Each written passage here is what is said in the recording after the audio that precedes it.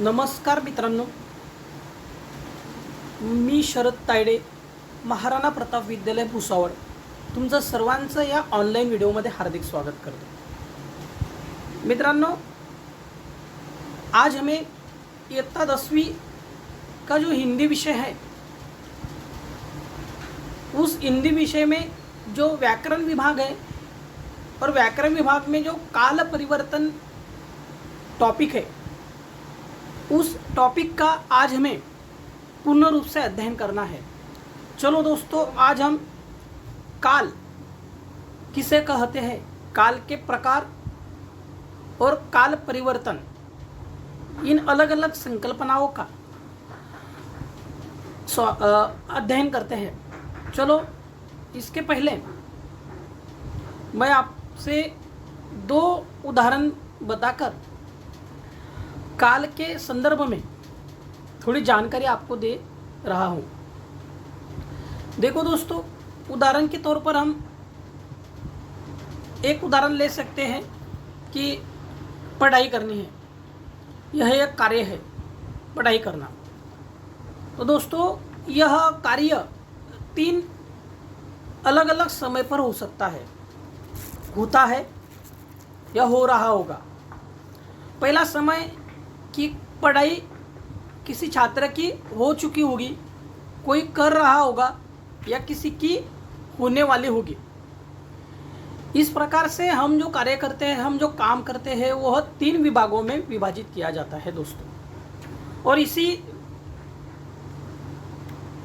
के ऊपर इस काल के 3 प्रकार पड़ते हैं: भूतकाल, भविष्यकाल और वर्तमान काल। दोस्तों, आज हमें इन्हीं अलग अलग प्रकारों का अध्ययन करना है। चलो दोस्तों, इसके पहले काल किसे कहते हैं यह हम समझ लेते हैं। हम जो कार्य करते हैं, हम जो काम करते हैं, वह कार्य किस समय पर हुआ, यह जिस बात से बोध होता है उसे काल कहते हैं। देखो, अगर आपने पढ़ाई की है, आप पढ़ाई कर रहे हैं या आपकी पढ़ाई होने वाली है, इन 3 बातों से हमें आज वह जो कार्य आप पढ़ाई का करने वाले हैं उसका समय का बोध होता है। यानी आपने पढ़ाई कर ली है, इससे हमें एक समय का बोध हुआ कि आपने पढ़ाई कर ली है, यानी आपकी पढ़ाई खत्म हो गई है, समाप्त की है आपने करके। दूसरे वाक्य में हमें इस प्रकार वही कार्य करने का अलग बोध होता है, जैसे कि मैं पढ़ाई कर रहा हूँ, यानी आप अभी इस समय पर पढ़ाई कर रहे हैं। हमें आप जो कार्य कर रहे हैं पढ़ाई का, इसका बोध हो रहा है कि आप पढ़ाई कर रहे हैं। और तीसरे वाक्य में आप पढ़ाई करेंगे, इससे हमें इस बात का बोध होता है कि आप आने वाले समय में, आने वाले वक्त में आगे जाके पढ़ाई करेंगे। इस प्रकार हमें किसी भी कार्य के 3 प्रकार में उसके होने की संभावना, या हो चुका है या हो रहा है, यह बोध होता है। और इसी मुद्दों पर उसके 3 प्रकार पड़ते हैं दोस्तों। चलो, आज हमें उन 3 प्रकारों को पढ़ना है। दोस्तों, पहला प्रकार है वर्तमान काल। यह जो वर्तमान काल है दोस्तों, 3 प्रकार पड़ते हैं: एक सामान्य वर्तमान काल, 2 अपूर्ण वर्तमान काल और 3 पूर्ण वर्तमान काल। दोस्तों, वर्तमान काल किसे कहते हैं? तो वर्तमान काल कोई भी कार्य जिस वक्त शुरू रहता है, हो रहा है, वह पूर्ण हो चुका है या अपूर्ण है या सामान्य है, उस शुरू होने वाले कार्य को वर्तमान काल का प्रकार है भूतकाल। भूतकाल के भी 3 प्रकार है: सामान्य भूतकाल, अपूर्ण भूतकाल और पूर्ण भूतकाल। दोस्तों, भूतकाल किसे कहते हैं? कोई भी कार्य जब समाप्त हो जाता है, वो गतकाल में पूर्ण होता है, अपूर्ण होता है या सामान्य होता है, उस काल को भूतकाल कहते हैं। और भविष्यकाल, क्रिया आगे होने वाली है, इस का हमें जब बोध होता है तब उसे भविष्य काल कहते हैं। इस प्रकार दोस्तों क्रिया के जो काल होते हैं वो 3 प्रकार के होते हैं, वर्तमान काल, भूतकाल और भविष्य काल। वर्तमान काल किसे कहते हैं कि जब क्रिया शुरू रहती है उसे वर्तमान काल कहते हैं। भूतकाल किसे कहते हैं, जब क्रिया हो चुकी है इस बात का बोध होता है उसे भूतकाल कहते हैं। और जब क्रिया आगे होने वाली है इस बात का बोध होता है उसे भविष्य काल कहते हैं। और दोस्तों तीनों प्रकारों का 3 प्रकारों में फिर विभाजन होता है। जैसे वर्तमान काल का सामान्य वर्तमान काल, अपूर्ण वर्तमान काल और पूर्ण वर्तमान काल, उसी प्रकार भविष्य काल का सामान्य भविष्य काल, अपूर्ण भविष्य काल और पूर्ण भविष्य काल। और आगे भूतकाल का ही उसी प्रकार से 3 भागों में विभाजन किया जाता है, एक सामान्य भूतकाल, एक दो अपूर्ण भूतकाल और 3 पूर्ण भूतकाल। इस प्रकार से दोस्तों हमें क्रिया के जो काल होते हैं, हम जो काम करते हैं उसके जो काल होते हैं, जो समय होता है, उस बोध के आधार पर 3 भागों में उसको हम देख सकते हैं। और 3 भागों का भी 3 भागों में हमें उस रूपांतर देखने को मिलता है। चलो दोस्तों फिर आज हम एक एक जो भाग है उसको शुरुआत करते हैं। अभी हम सामान्य वर्तमान किससे कहते हैं यह समझ लेते हैं। क्रिया के जिस रूप से यह ज्ञात होता है कि कार्य बोलते या लिखते समय होता है उसे सामान्य वर्तमान काल कहते हैं। दोस्तों क्रिया के इस रूप से यह पता नहीं चलता कि क्रिया पूर्ण हुई है या अथवा अपूर्ण है। सामान्य वर्तमान काल में क्रिया पूर्ण है या अपूर्ण है इस बात का हमें पता नहीं चलता। दोस्तों यह हुआ सामान्य वर्तमान काल। इसके जो 2 उदाहरण हैं आप देखिए। करामत लक्ष्मी को चारा देता है, क्रिया शुरू है इसलिए वर्तमान काल का उदाहरण है। दूसरा, मोहल्ले वाले फुर्सत से आते हैं, क्रिया आने की शुरू है इसलिए इस वाक्य में भी जो काल है वह वर्तमान काल है, सामान्य वर्तमान काल है। अभी हम सामान्य भूतकाल किसे कहते हैं यह समझते हैं। क्रिया के जिस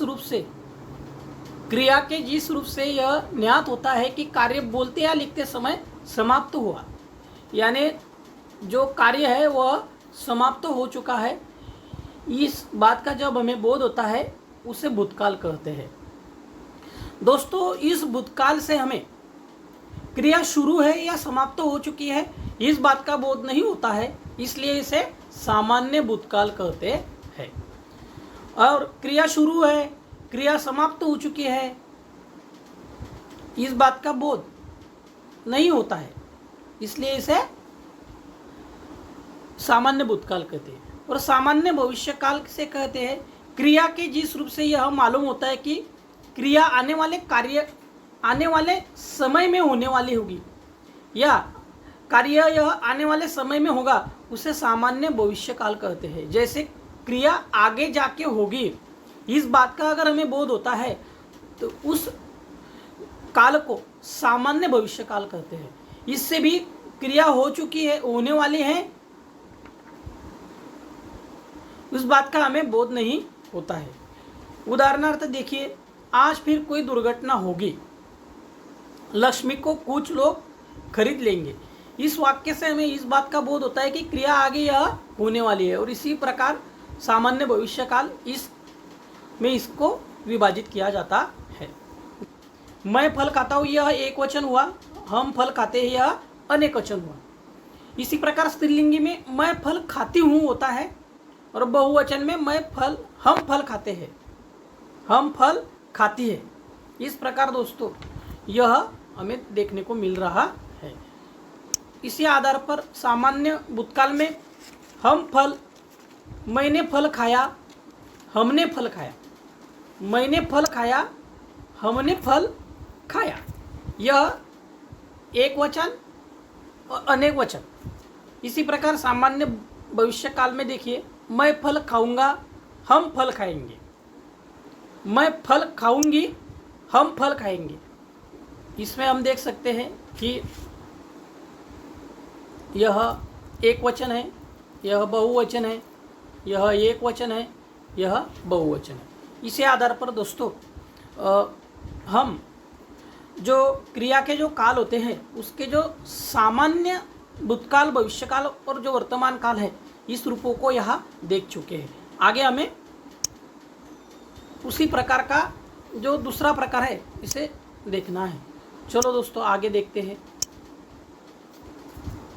आगे देखिए, पूर्ण वर्तमान काल और पूर्ण भूतकाल और पूर्ण भविष्यकाल।